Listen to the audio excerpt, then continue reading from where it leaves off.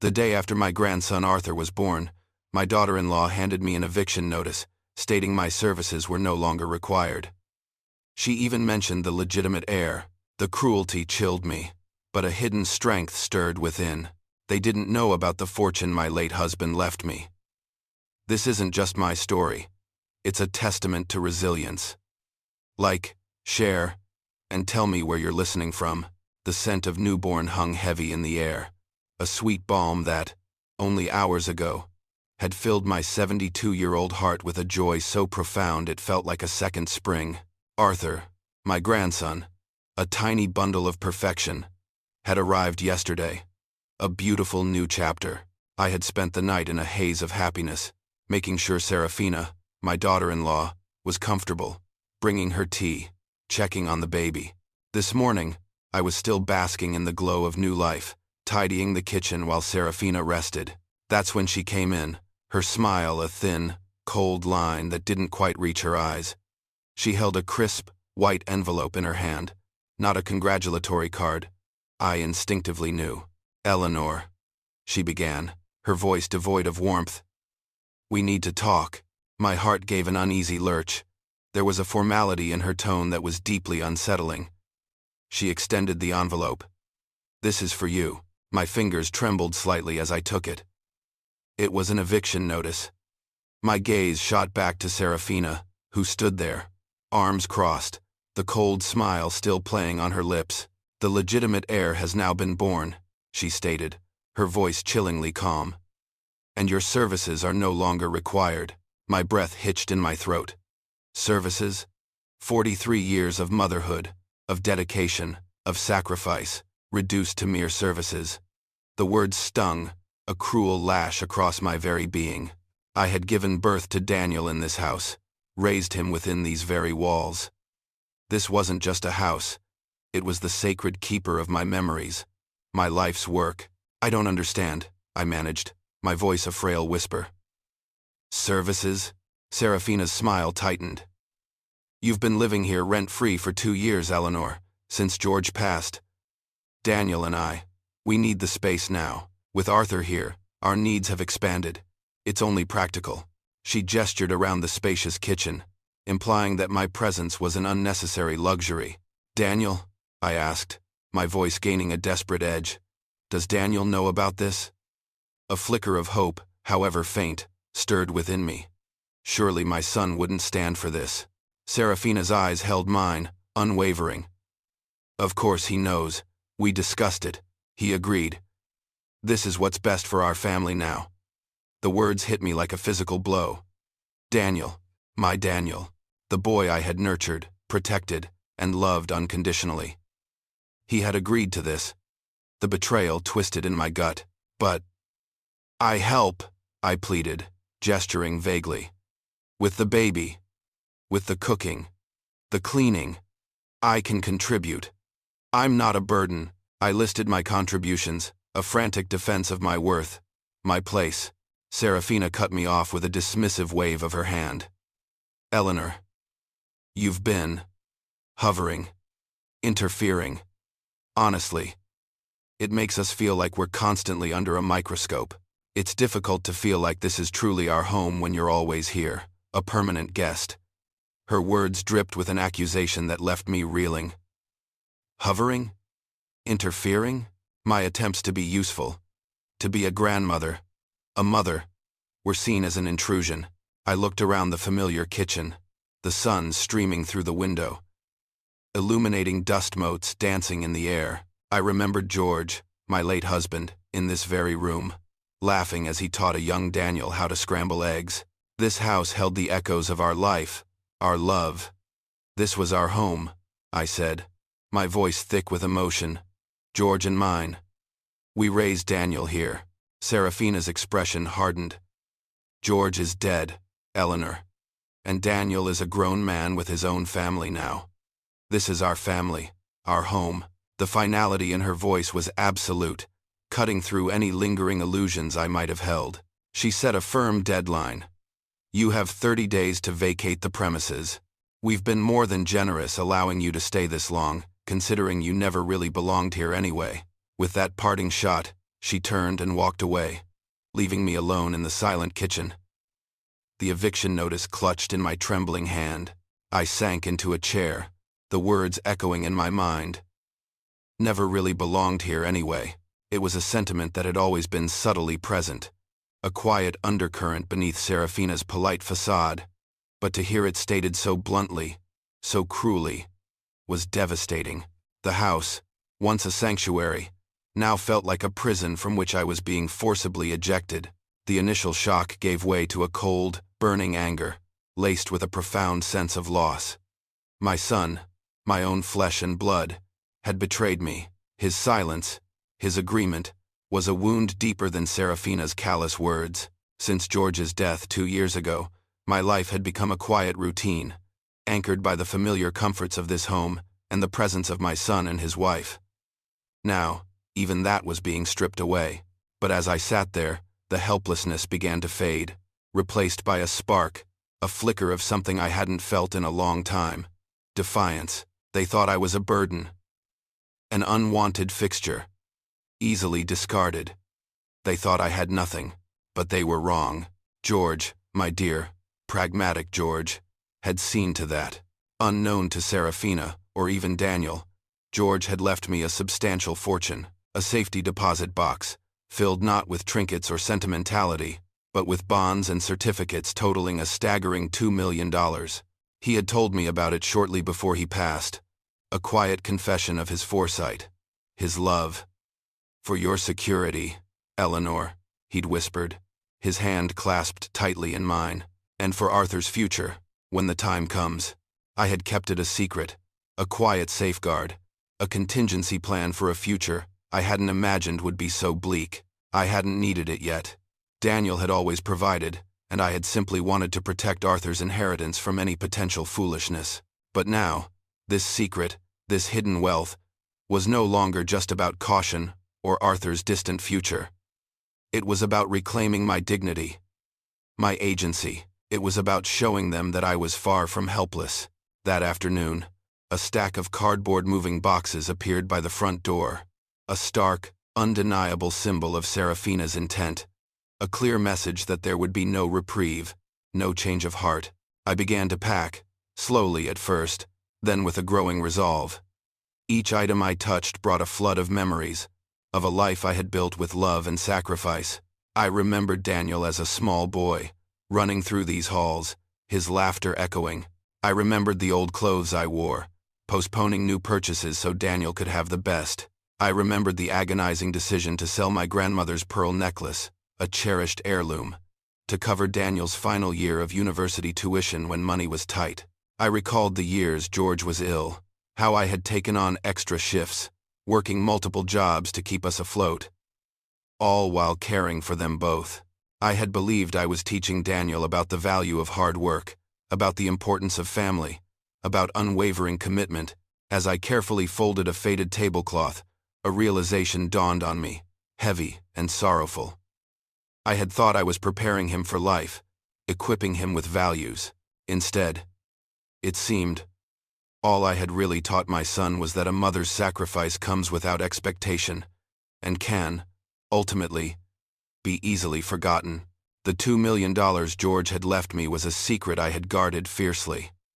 When he passed, the grief that enveloped Daniel was immense, a heavy shroud that left him floundering.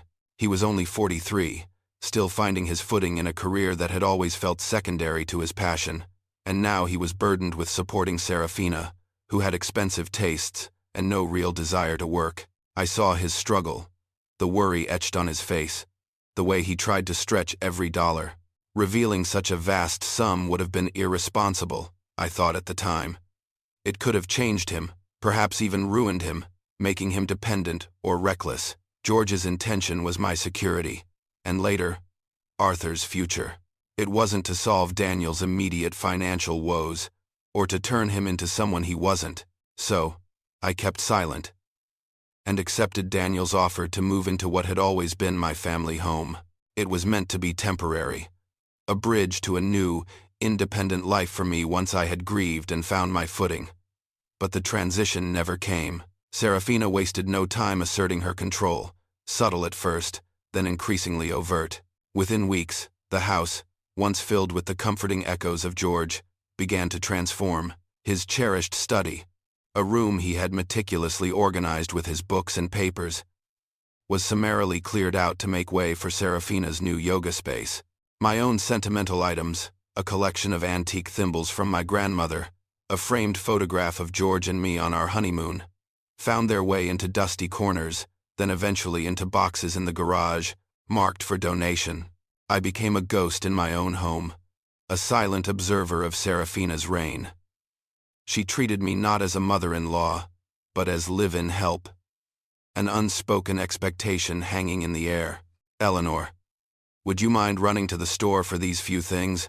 Or, the kitchen really needs a good scrub, don't you think?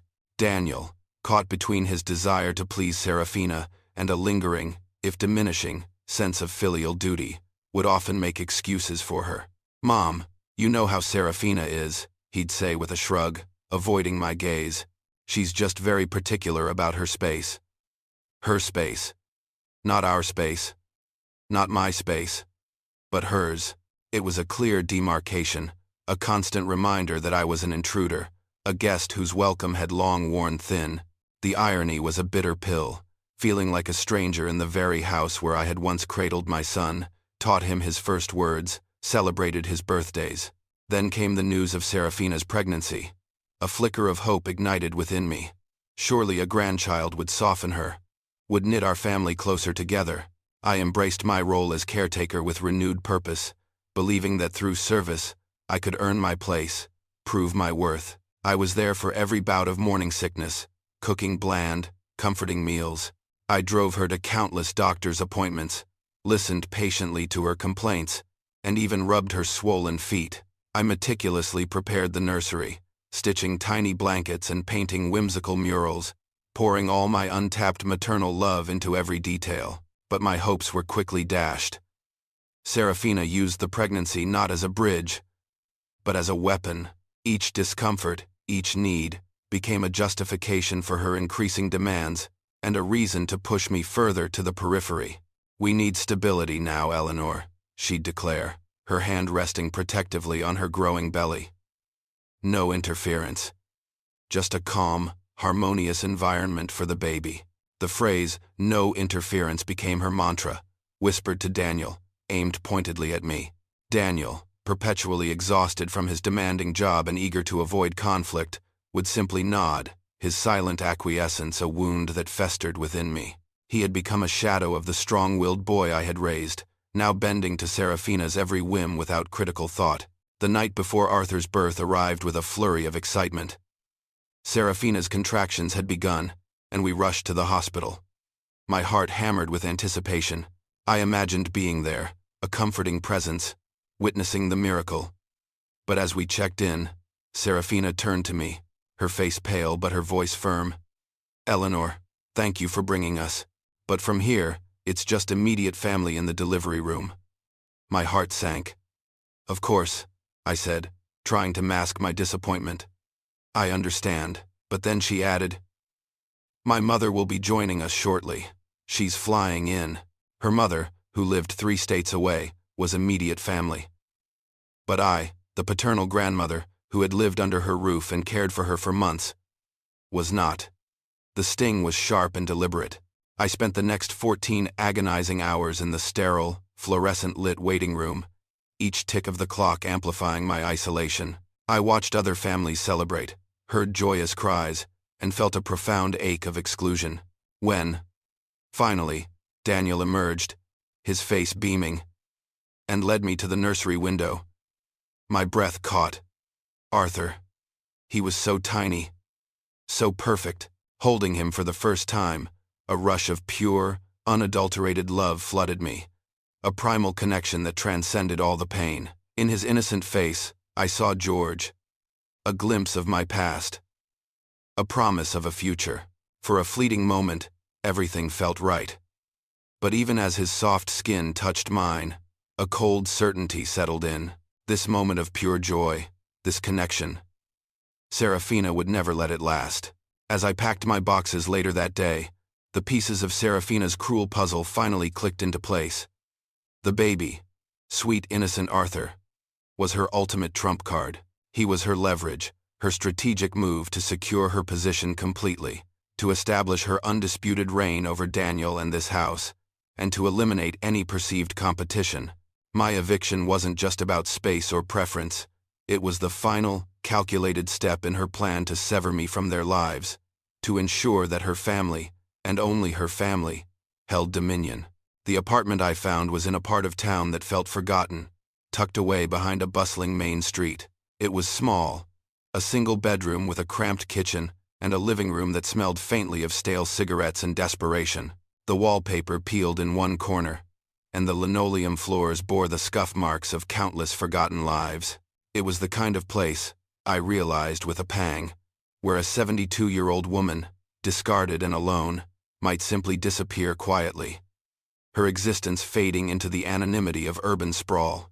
I paid the first and last month's rent in cash, drawing from the carefully constructed checking account that mirrored the paltry savings of a struggling widow. It was part of the charade, the quiet camouflage of a woman with nothing, a stark contrast to the $2 million resting securely in George's safety deposit box. Moving day was a blur of exhaustion and loneliness. Daniel arrived late, his presence perfunctory, his gaze avoiding mine. He carried a few boxes, grunting with effort, then straightened up, wiping his brow. "Well, Mom," he said, forcing a smile that didn't quite reach his eyes. "This is a good step. You needed your independence, and we really need our space now." The words, meant to be reassuring, were a fresh stab of abandonment. "Of course," I replied, my voice thin. "I understand."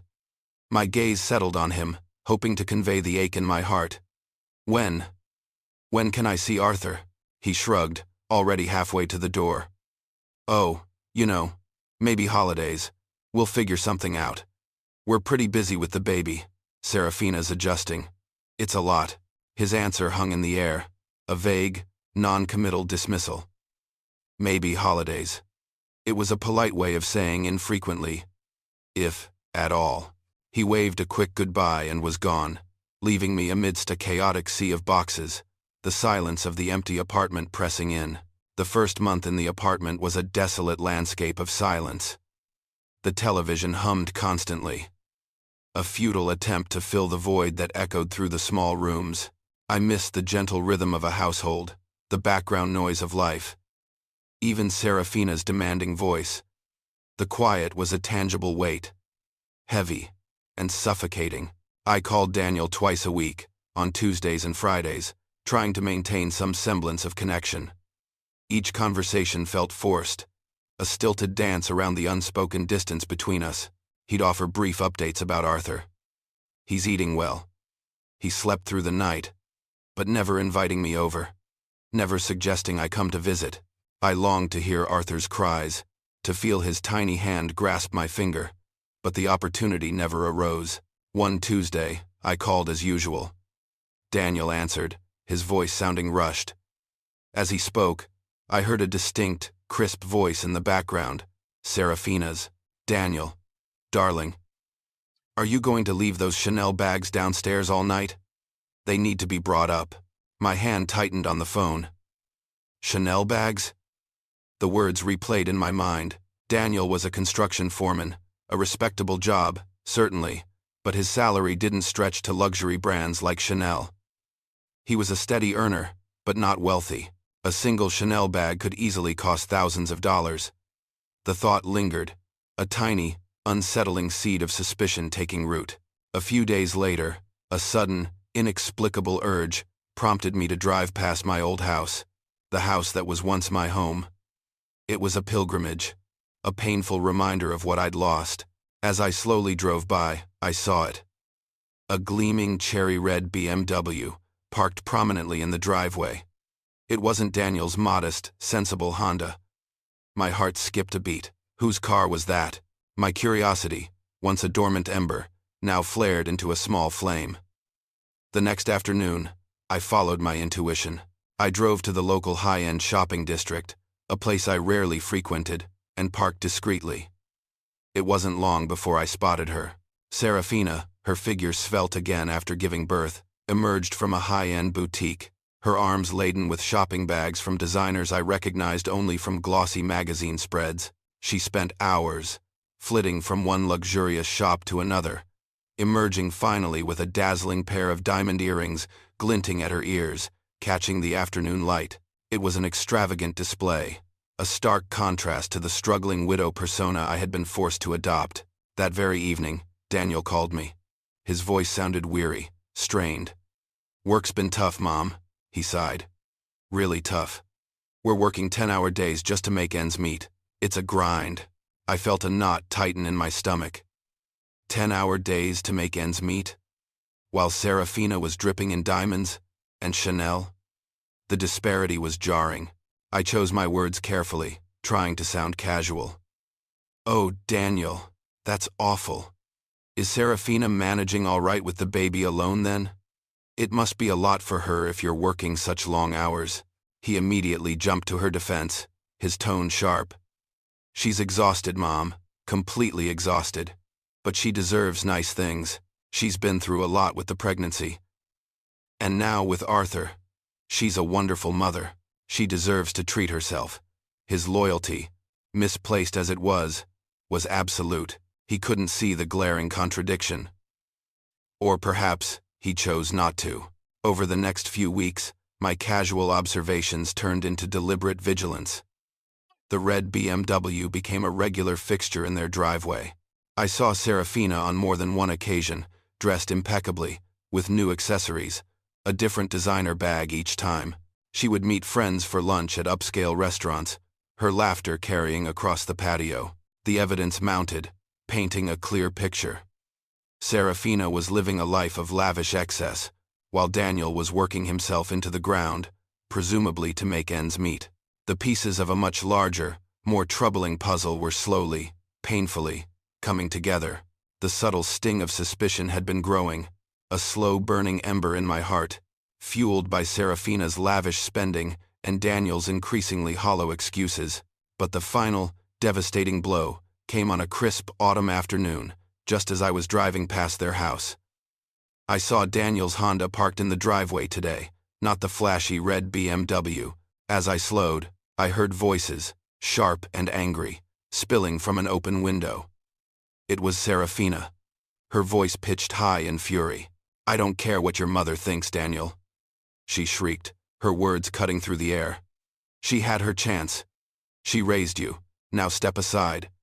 This is our life now. Our family." I instinctively pulled my car over, my heart pounding in my chest. I couldn't move. I had to hear. Daniel's voice was softer, pleading. "She just wants to see Arthur. Serafina. She's his grandmother. She can see him when I say she can see him," Serafina retorted, her tone dripping with venom. "And not a moment before. She's not taking over my son the way she tried to take over you. She's a bitter old woman who can't accept her time is over, who wants to control everything." The words felt like physical blows, each one landing with brutal precision. Bitter old woman. Control everything. It was all I could do to breathe. Then came Daniel's response, a quiet, almost imperceptible sigh. But to me, it was a roar of betrayal. "Maybe you're right," he said. Those 3 words shattered something vital within me. My son, my own flesh and blood, agreeing with her, dismissing me, casting me aside as bitter, as controlling. The grief I had felt after George's death, the ache of being evicted, the loneliness in my small apartment.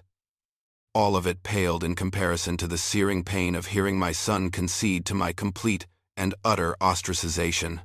It was as if he had taken a knife and twisted it directly into my heart. I wanted to cry, to scream, to lash out. But I simply sat there, numb, the world around me fading into a dull roar. That night, alone in my apartment, the silence was no longer merely lonely. It was a vast, echoing emptiness. The image of Daniel's bowed head, his quiet agreement, replayed relentlessly in my mind. For weeks, I had allowed myself to feel like a victim, a discarded mother, a pitiful old woman. But as the tears dried, a different feeling began to emerge, sharp and unyielding. It was the feeling of a woman who had once stood shoulder to shoulder with George, building a life, nurturing a family. It was the feeling of a mother who had sacrificed everything, from her youth to her treasured heirlooms, for her son's well-being. I wasn't a victim, I whispered into the quiet room, the words feeling foreign, yet true. I was a survivor. George had taught me resilience. Motherhood had taught me tenacity, and now, I would draw upon every ounce of that strength. This wasn't just about me anymore. This was about understanding why Daniel, my son, had changed so profoundly. It was about protecting what remained of my family, and if necessary, reclaiming what was mine. The next morning, with a newfound resolve, I picked up the phone and dialed the number for Henderson Private Investigations, a name I'd seen advertised discreetly in a local paper. "I need to speak to someone about a personal matter," I stated, my voice steady despite the tremor in my hands. A gruff but kind voice answered. "Detective Miller. At your service." I found myself sitting across from a man with keen, observant eyes and a salt and pepper mustache that gave him an air of seasoned wisdom. He listened patiently as I recounted the story. Serafina's sudden, unexplained wealth, the gleaming red BMW, the Chanel bags, her lavish shopping sprees, all juxtaposed against Daniel's narrative of making ends meet. I explained my eviction, the cruelty of it, and the final, heart-wrenching conversation I had overheard. When I finished, Detective Miller leaned back in his chair, a thoughtful expression on his face. "Mrs. Eleanor," he began, his voice calm. "This sounds like a deeply painful situation. May I ask, what is your ultimate goal here? Is this about revenge, or is it about protecting your son?" I paused, considering his question. "I want to protect Daniel," I admitted, my voice catching slightly. "I truly do. I can't believe he's simply turned into this stranger, but I also want to understand. I need to know why, and if Serafina is involved in something illicit. I want it brought to light." Detective Miller nodded slowly. "The unexplained wealth, the lavish lifestyle. While your son claims to be struggling, it doesn't add up." He tapped his pen against a notepad. "There are a few possibilities, but one that often arises in cases like this, especially with such a dramatic shift in spending habits, is that Serafina might have a benefactor, someone other than your son." The words hit me with the force of an electric shock. A benefactor. Someone else. It was a thought that hadn't fully formed in my mind, too painful to contemplate. Yet now that it was spoken aloud, it felt terrifyingly plausible. It explained so much. A fresh wave of emotions washed over me. Anger, confusion, and a strange, cold clarity. "I want to know everything, Mr. Miller," I said, my voice firm, all traces of the bitter old woman gone. "I want you to dig as deep as you can. Leave no stone unturned." I pulled out my purse, retrieved my other debit card, and handed it to him. "Here's a retainer. $1,500. It was drawn from the very account George had set up, the account that held the $2 million, a powerful symbol of my newfound resolve. Detective Miller took the card, his eyes appraising me. "Mrs. Eleanor, the truth can sometimes be very difficult to hear. It might hurt more than you anticipate." I met his gaze, my own eyes hard. "Mr. Miller," I replied, my voice steady, "I've already been hurt. Now I want the truth. If you're gripped by Eleanor's story and wondering what shocking truth she's about to uncover, then don't go anywhere. Make sure to like this video, share it with your friends, and subscribe to stay tuned for the thrilling conclusion. Let's find out what Detective Miller has discovered." 2 weeks later, my phone rang, startling me in the quiet of my apartment. It was Detective Miller. His voice was grave.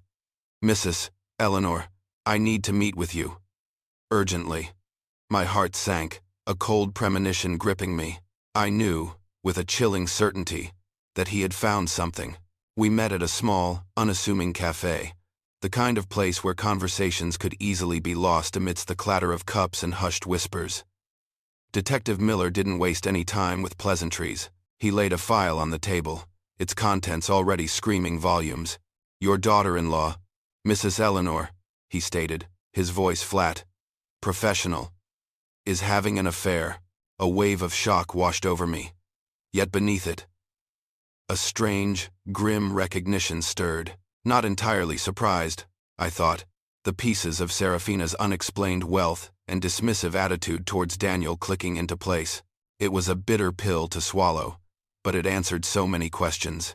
He slid a photograph across the table. It showed Serafina, her arm linked with a man, both of them laughing. A genuine, uninhibited joy radiating from her that I had never once witnessed during her marriage to Daniel. The man, Detective Miller explained, was Julian Thorne, a prominent and very wealthy car dealership owner in the city. He was also, significantly, married with 2 children. The hypocrisy of Serafina's behavior, after her accusations of my interference in their family, was galling. "The affair is just the tip of the iceberg, I'm afraid," Miller continued, his expression grim. "Our investigations suggest Serafina plans to leave Daniel. And she's not leaving empty-handed. She's aiming for a substantial settlement, using Arthur, your grandson, as leverage." My breath hitched. Arthur? The idea of my sweet, innocent grandson being used as a pawn in Serafina's cruel game sent a fresh wave of rage through me. Miller nodded. "She's been meticulously documenting Daniel's assets. Every account, every investment, believing he has hidden family money. She's convinced there's more to his finances than what she sees on paper." A bitter, ironic laugh escaped me. Hidden family money. Serafina was searching for a phantom fortune, completely unaware that the real family wealth, the $2 million George had left, was safely in my possession. The thought was a strange mixture of vindication and despair. "Beyond the financial," Miller went on, "Serafina is also actively building a narrative of Daniel being emotionally abusive. She's collecting emails, texts, even making recordings of arguments, all designed to paint him in a negative light. This is a common tactic to gain full custody of the child and to sway the court's sympathy in a divorce proceeding." "Daniel? Abusive?" I gasped, my voice rising in indignation. "That's preposterous. Daniel wouldn't hurt a fly. He's kind, gentle, almost too compliant. My son, the boy who had never raised his voice, who always sought to avoid conflict, being branded an abuser. It was an outrageous lie." "I understand your feelings, Mrs. Eleanor," Miller said, his gaze unwavering. "But these are the facts she's preparing to present. She's constructing a case, a very deliberate, calculated one. She's not just planning. She's already executed most of the groundwork." He then revealed the most devastating detail. "The divorce papers are already drawn up. She's just waiting for what she considers the right moment to serve them." The world tilted. Daniel was about to lose everything. His wife, his child, his home, his reputation, perhaps even his financial stability. He would be left with nothing but the wreckage of Serafina's deceit. A surge of desperation welled up within me. My son, my poor, blind son, was walking straight into a trap, utterly unaware. "What do I do, Detective Miller?" I pleaded, my voice hoarse. "How do I stop this? How do I save him?" He considered me for a moment. "You could warn him, Mrs. Eleanor. Present him with this evidence." He gestured to the file. "But I must caution you. Men in love often do stupid things, especially when a child is involved. He might accuse you of fabricating evidence, of being bitter and interfering, just as she's painted you. He might even choose to believe her lies over your truth." His words echoed Serafina's exact accusations. The painful truth of it struck me. Daniel had already agreed that maybe she's right about me. The thought of Daniel rejecting me again, choosing Serafina's lies over my desperate attempt to save him, was a fear I couldn't bear. It would shatter what little hope I had left for our relationship, and it might also give Serafina the exact emotional abuse material she needed to complete her narrative. Then, a new idea sparked. A dangerous, thrilling thought that began to coalesce in my mind. A risky plan, but one that could, perhaps, turn the tables. What if Serafina didn't just walk into a trap, but built it herself? What if, I began, my voice gaining strength, we don't warn him? What if we let her show her true colors herself? What if we gave her enough rope to hang herself? Detective Miller looked at me, a flicker of surprise in his eyes. And how do you propose to do that, Mrs. Eleanor? A faint, determined smile touched my lips. I need to make a withdrawal from my bank account, Mr. Miller. A substantial one. We're going to give Serafina exactly what she wants, or at least, what she thinks she wants. And then, we're going to watch her fall. My plan began to unfold with the precision of a master chess player. The first step was to present myself as the struggling widow Serafina expected. I withdrew $5,000, not from George's secret fortune, but from a smaller, carefully cultivated checking account, designed to reflect minimal savings. This would serve as a prop in my performance. Then, I made the call to Daniel. My voice was carefully crafted to sound thin, laced with a subtle hint of despair. Daniel, I began, I'm calling about the rent. It's getting harder than I thought. I was wondering if you could help out, just for a month or two. Or maybe Serafina knows some friends who need a little cleaning help. Anything to make ends meet. As expected, it wasn't long before Serafina's number flashed on my phone. Her voice, sweet as honey yet edged with a barely concealed smirk, offered her help. Eleanor, darling, she cooed. I heard you're in a bit of a bind. I do have a few friends who need someone trustworthy for cleaning. Why don't we meet at Cafe Luna tomorrow?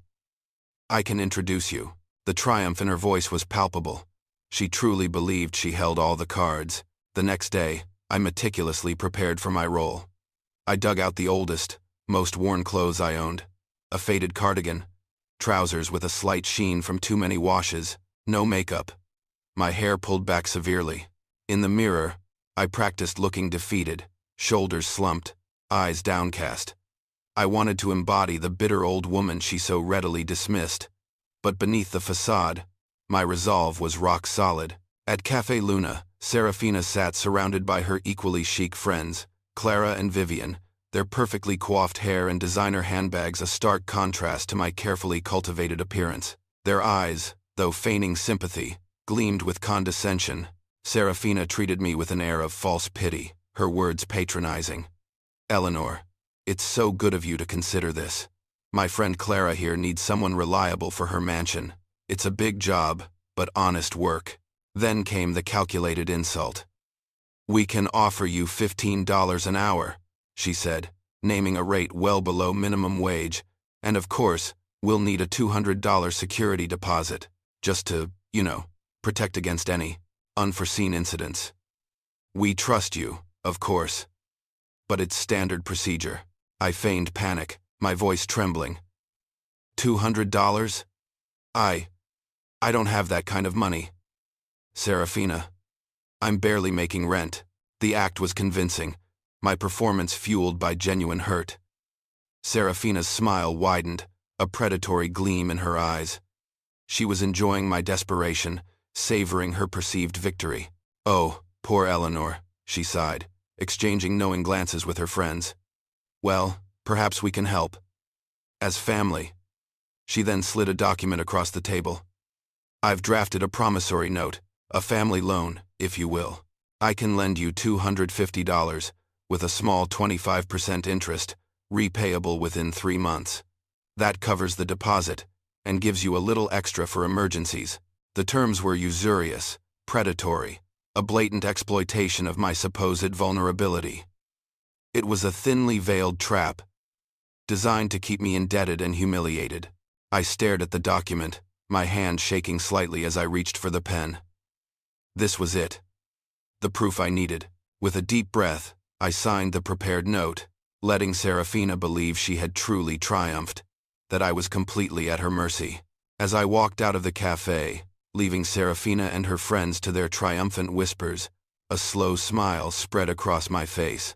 Hidden deep within my worn purse, a tiny digital recorder had captured every single cruel word, every calculated act, every condescending tone. I had definitive proof now. not just of her affair and her malicious intent, but of her true character, laid bare for Daniel to finally see. 3 weeks later, the phone rang again. It was Daniel, and his voice was broken, ravaged by pain. "Mom," he choked out. "She's leaving me. Serafina, she's filing for divorce. She's claiming I was emotionally abusive, and she's taking Arthur. She wants everything. The house. My savings. She even said something about hidden assets that I apparently have. My heart ached for him, but this was the moment. Daniel," I said, my voice gentle but firm, "listen to me very carefully. You are not alone. I know everything." Slowly, carefully, I told him the truth. I revealed Serafina's affair with Julian Thorne, the details of her meticulously planned divorce, the false accusations of abuse, and her cold, calculated intention to take Arthur.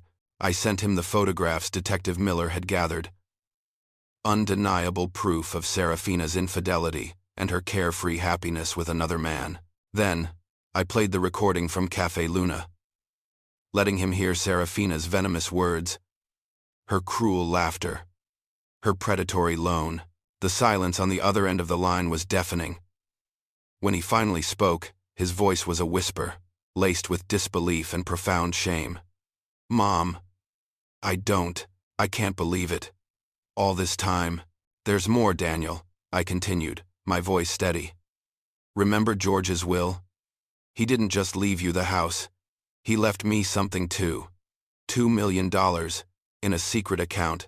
I kept it hidden, not out of malice, but to see who you would become, to ensure Arthur's future was truly secure."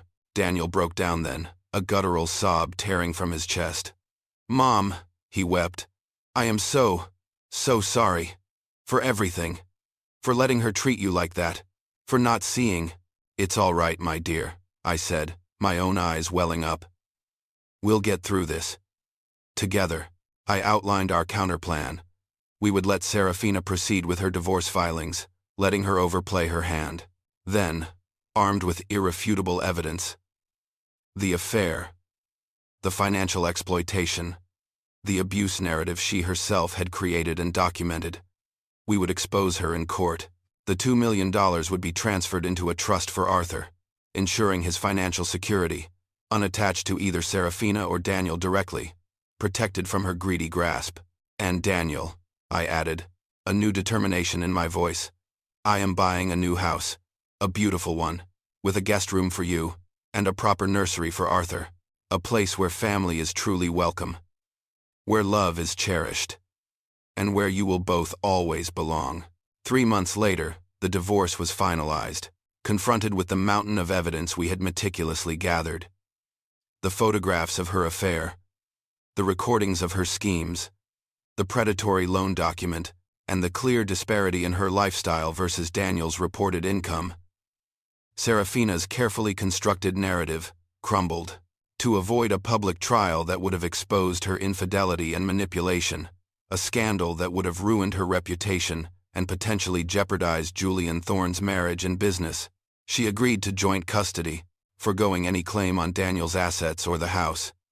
The house, once hers, now remained Daniel's. Julian Thorne, once her benefactor, quickly disappeared from her life, his reputation more valuable than his illicit affair. Today, I sit in the sun-drenched living room of my beautiful new home, a home filled with the scent of fresh flowers from a thank-you bouquet Daniel and Arthur sent. Daniel is thriving, free from Serafina's suffocating control, finding joy in his renewed relationship with his son. Arthur, a bright-eyed toddler, laughs as he plays with his toys in the nursery, a room filled with warmth and genuine love.